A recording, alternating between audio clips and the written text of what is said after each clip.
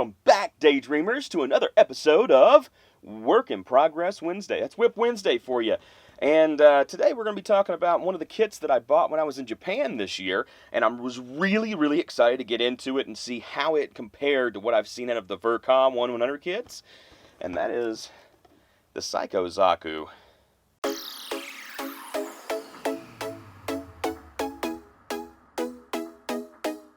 WIP Wednesday!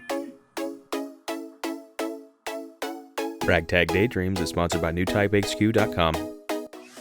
So this has been a work in progress for a while, but I think this is a unique story on this one. It's something that I really want to build, but this is just very intense. I'm really proud of the fact that you can see that 2320 yen. That is less than this was supposed to be sold for, and let's see, yeah, especially 2,700 yen.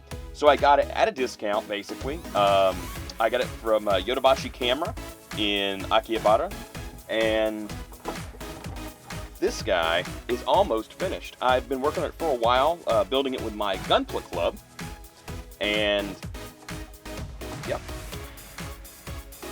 yeah, that's it. Yeah. I have not put on a lot of thrusters on this kit, mainly because they're so small, I didn't want to risk losing them, if that makes sense. I really wanted to make sure I put those on last, and there's some spots on here that really, like any high-grade kit, you can see the nubs are just like right out in the open kind of thing, and so with some of the sanding and things like that, some of the sheen has come away. Now I can doctor that a bit, and I'm going to attempt to, but in some of these spots, I have a feeling I'm going to have to even putty and repaint some of this stuff. And that's kind of disappointing. What's not disappointing is just the mere size of this kit and the fact that it's on its own stand that comes with it. I mean, this guy is gigantic.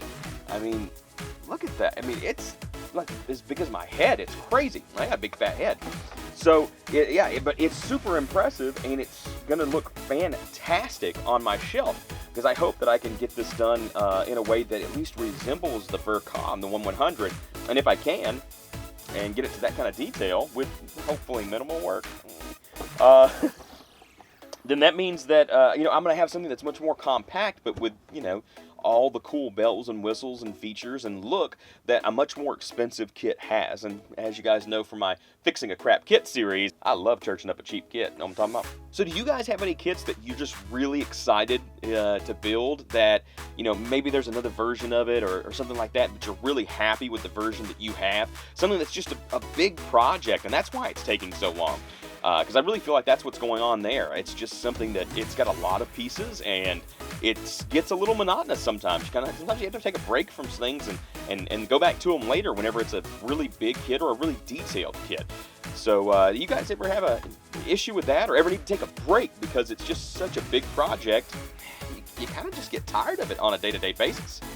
If you do, please drop a comment below. I would love to hear from you, and, misery loves company, and we can commiserate about it together. Don't forget to like, share, and subscribe if you're not already, and share this with your friends. Make sure that they subscribe too, because I have a 200 subscriber giveaway, and I am itching to break that out. Just like always, don't forget to check out these videos if you want to see more things that I do. And till next time, Daydreamers, I'm Justin, your Ragtag Daydreamer, and I'll see you soon.